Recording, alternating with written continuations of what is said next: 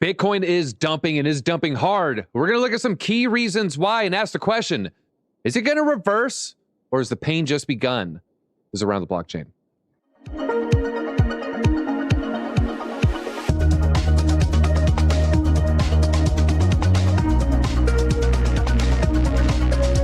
Thank you for joining, everybody. Make sure you hit that like button. Do it now. Do it now. Helps the algorithm. We got 3 fantastic guests. We're going to get right into it. In the green square, we have Jenna, formerly known Jenna X. Jenna, how are you doing today? I'm doing fabulous, DZ. Thank you for having me back on the show. Despite the little bit of a Bitcoin and crypto dump, I'm still fabulous. Another day in crypto is another day in paradise. Yeah, we all feel bad, and then we zoom out and we're like, oh, what are we worried about over here? Also on today, it is Hawk Mining. Hawk, some What's say up, it was an underrated character on Cobra Kai. I don't know what you would say, but Hawk Mining, how are you doing today? I'm good, man. Thank you for having me. I appreciate it. Always a great time. And then last but not least, we got Peter, aka Mooner. There's a fun story behind that. I don't know if you wanted it up there, Peter, but it's because coin's moon, correct? Absolutely.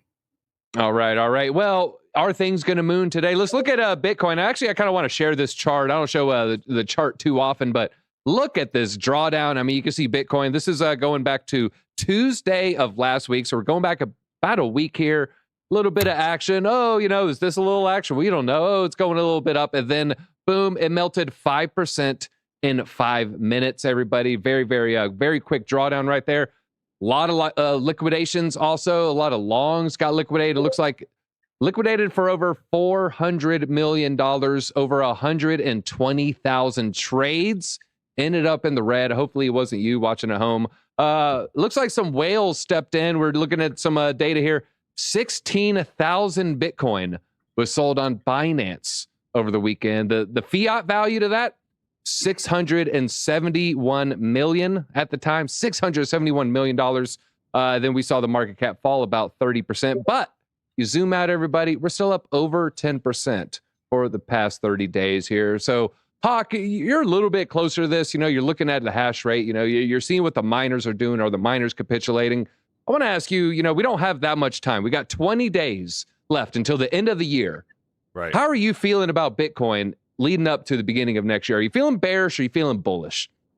I'm feeling bullish. I mean, it's always going to be a little bearish getting into the halving, right? So a lot of people towards the end of the year, you're going to see a lot of dumps in the market. People are tax loss harvesting, dumping up their positions. They need write-offs and stuff. So I think this is a normal play at the end of the year. But looking at the hash rate, it's just going up, man. Like, people are buying machines. They're dirt cheap right now. And honestly, it's the time to get into Bitcoin mining now.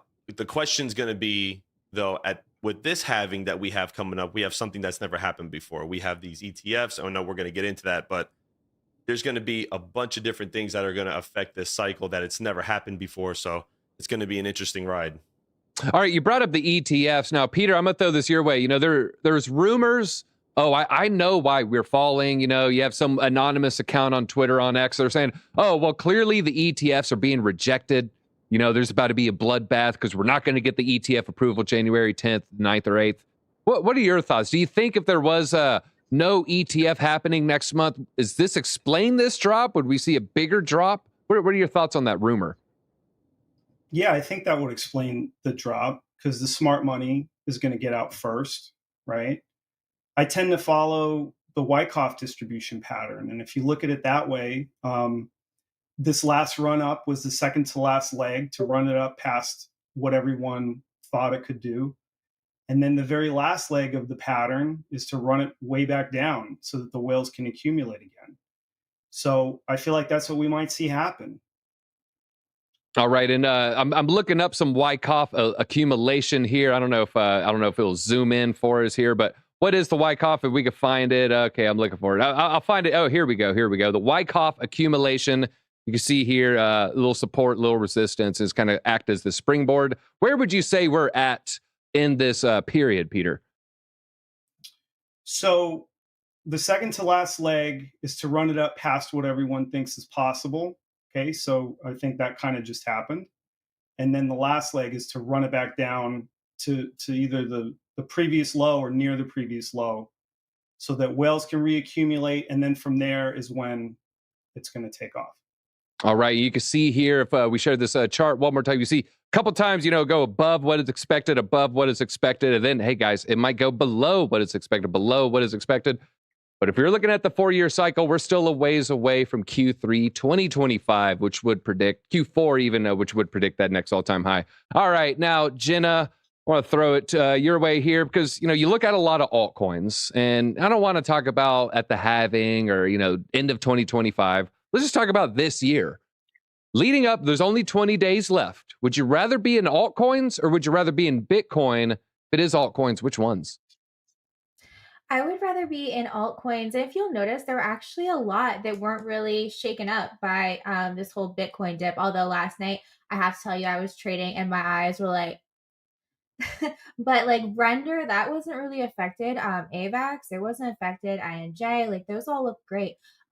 What I would be looking into at these dips are maybe your Bitcoin like scaling solutions, like these Bitcoin sidechain tokens, like maybe it already has a nice dip, or ML that still has a lower market cap. And I believe Coin Metrics use their AI and they're expecting like up to like a moon case, like base case of 100x with that moon case of like 370x. Is absolutely ridiculous, but I think those are important. But also low cap gaming tokens. A lot of the gaming tokens that I'm into, they're very low market cap. They did not dump. And even like Nexa, I absolutely love Nexa. There was no problems there. So I would definitely be looking at those instead of Bitcoin. But I know people love Bitcoin, hodling their Bitcoin. That's fine too. I'm looking for those high X returns though. Nothing wrong with that. Could we share this price chart? You mentioned Injective. Injective is way up. We're also see IMX, a top gaming token, is in the green and the sea of red. Optimism's up. KuCoin shares. I think I still have some. I don't even know if I could trade out it. I have a KuCoin account that you can't really, as an American citizen, I can't trade within. I can't deposit money. I don't even know if anyone takes KuCoin shares. I'll be doing some research later. Can't you like use a VPN, DZ? No, because no. That would be nice. Maybe with the new account, Jenna, actually. I might be able to do that with the new account. I'll have to look into that. All right, well, let's talk a little Uniswap. I might actually even pull up the coin Uni right now. Uniswap is ranked 20. Okay, it is in the top 20. But look at that bleed, everybody. It is down 9.3%. If we look, I think it was around $40 for all-time high. Yeah, as you can see, it went pretty near $40. I remember buying some here, and then I think I bought more here, and then I just never sold. Okay, that was my story. That's my Uniswap story, everybody. Well, you can see there still looks like some nice movement to the upside. We go the 3-month moving up with Bitcoin, but recently seen a crash. But they just got a huge upgrade, everybody.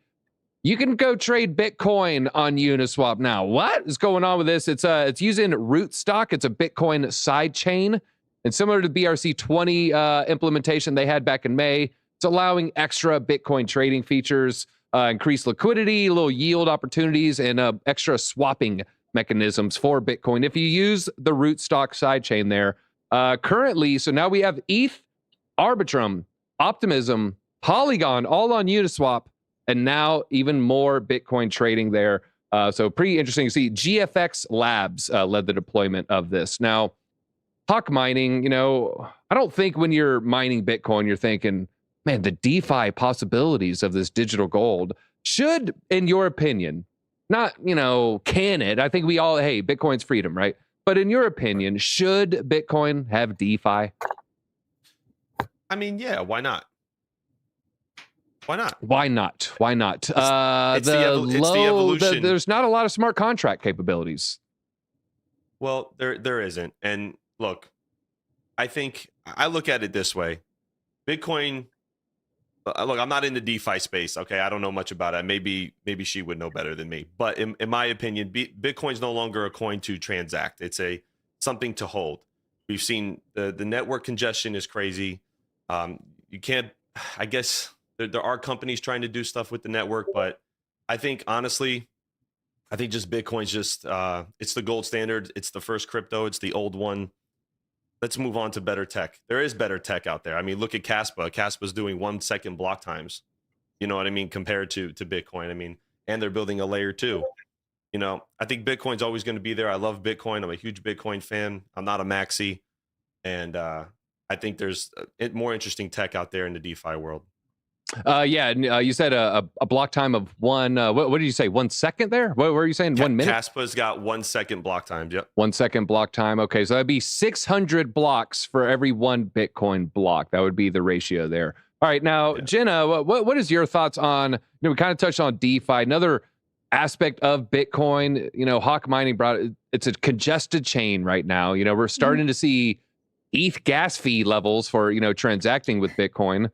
It's not just DeFi, it's also the ordinals. What are your thoughts of all these extra things on Bitcoin's chain there? I mean, if it was up to you, I mean, would you support this movement, or is this going to end poorly, say, the next couple years?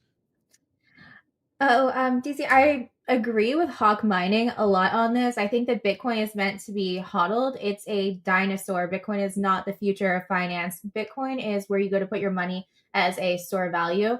If think about Ethereum. If Ethereum weren't so broken and it wasn't such a dinosaur, there wouldn't be the need for so many layer twos. I think that DeFi on Bitcoin, it's just going to become like a shitcoin mecca, to be quite honest with you. So yeah, I'm not a huge fan, but I do want to keep an eye, like I said, on some of these scaling solution layer twos because they have hype potential, right? And it's all about that narrative and what's going to pump. So for that reason, I'm watching some of those, but I wouldn't just go buy any BRC20. I think a lot of it's just absolute garbage. All right, no, that's Caspo with the K. I forgot who asked that there. Shake. That one was for you. All right, last question on this topic, and then we're gonna move forward. Peter, what are your thoughts on Uniswap? We're talking about Bitcoin, but Uniswap is the one with the big upgrade right now. I mean, do you still use Uniswap? Is the token dead? I mean, is governance dead? What are your thoughts here? No, I think it's still around. They're pivoting to survive, so they're adding different blockchains, and that's what you would need to do. And they're still the OG, and I don't think they're going anywhere.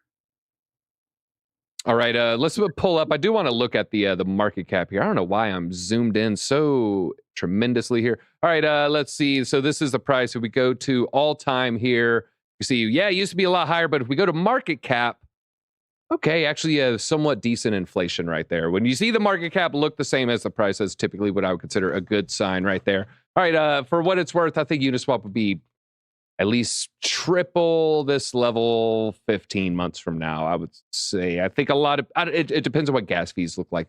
Uniswap will live or die off Ethereum gas fees. I don't know how many people are going to use Arbitrum Uniswap, but let's talk about Google here. Folks, this is kind of a secret story, a breaking story. You got to read between the lines here to see this story, everybody. Google, are they rolling out the red carpet for Blackrock? Yeah, I'm actually being serious here. So Google has updated their advertising policy here, if I could see it here. So the new policy update will allow ads for U.S. crypto trusts. Trusts. You see Bitcoin ETF. What do you think the T stands for? Exchange traded. It's actually traded, but it's a fund, but there's also exchange traded trusts as well. The rules are going to play out for ETFs here. So some are saying this is clearly BlackRock, Vanguard, Galaxy Digital, all the ETFs, Bitcoin ETF applicants are lobbying Google behind the scenes to allow crypto advertising for this very niche product, which is trusts. You're not going to see an ad for Coinbase. You're not going to see an ad for NFT, but you'll see an ad for grandma's retirement funds can get swapped into Bitcoin. Peter, what are your thoughts about this? Should I wear a tinfoil hat? Is there something there? Or is this, hey, it's a new year, new rules? Yeah, look, I mean, BlackRock and all these guys, they're big players. They get what they want. Do I think this is part of maybe the manipulation, part of trying to build the hype so that when the balloon pops, it can crash and they can reaccumulate? Yeah, I kind of think so. So will it happen eventually? Almost certainly. Is it going to happen when everyone thinks it is? Doubtful, just like pretty much everything else in crypto. All right, and I would agree. But we're doing some more digging, and it seems like more and more, favor being towards, BlackRock. Let's read their quote here. As a reminder, we expect all advertisers to comply with local laws for any area that their ads target. This apply globally to all accounts that advertise these products. Well, look at this part. The trust advertisers must be Google certified to run ads. And this includes the advertiser having appropriate license from relevant local authority. Who is getting all the authority first? The SEC approval for all these Bitcoin ETFs here. Now, Hawk Mining, again, I can't help but feel a little bit conspiratorial. I want to get your sense here. Do you think this changes the odds that you have, your internal calculation? Is this changing the odds for a Bitcoin ETF approval in January? Yes, means that it's coming. Look, there's an old saying, you follow the money, right? Follow the money, watch what their moves are. One thing that I'm going to kind of twist this a little bit for a second. One thing that I'm a little nervous about, and I was listening to Charles Hoskinson talk a little bit, is that the Bitcoin maxis are the ones actually lobbying a lot of this stuff. They're pushing it. They're pushing Bitcoin ETF. But what about all these other? What about the altcoins?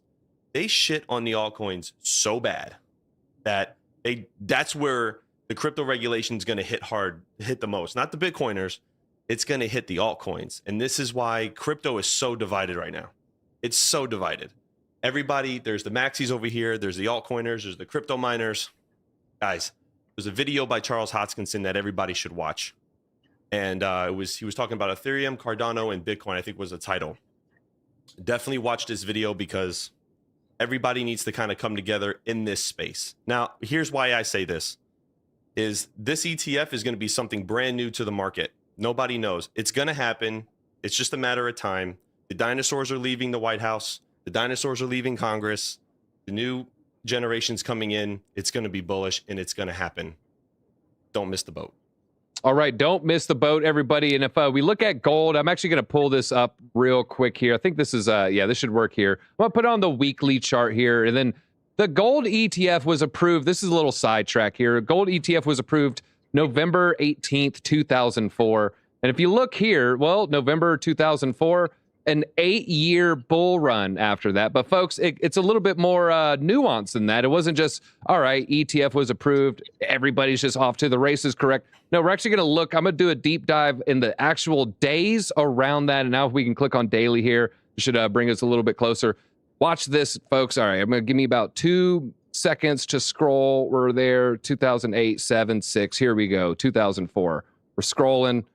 Folks, this is going to, trust me, the payoff will be worth it. Trust me, the payoff will be worth it. All right, 2004, November 18th. Zooming in a little bit tight there. Boom, we hit the 18th. Gold ETF was approved on this day. What then happened? Up action for 2 more weeks. And then it actually went down for 2 months. Guys, I did even more research on this morning. All right, well, from approval, how long until people could actually buy? Folks, that was 6 months. How long for this trend to reverse? 6 months later, folks. You can see right around here, June, and then it was off to the races. So it was a 6-month delay after the gold ETF. Actually, it fell after the ETF was released there. So just a little bit of if it were to play out the same way, we get approved early January, goes up for 2 weeks, everyone's bullish, and then it heads down, and then it's boring, and then it's bad for 6 months. And then the real bull run starts. So just a little nuance there for you. Doing a little deep dive research live. All right, now one more question here. Then we'll maybe do another round. Jenna, I'm just going to ask you point blank. Do you think BlackRock secretly lobbied for these changes?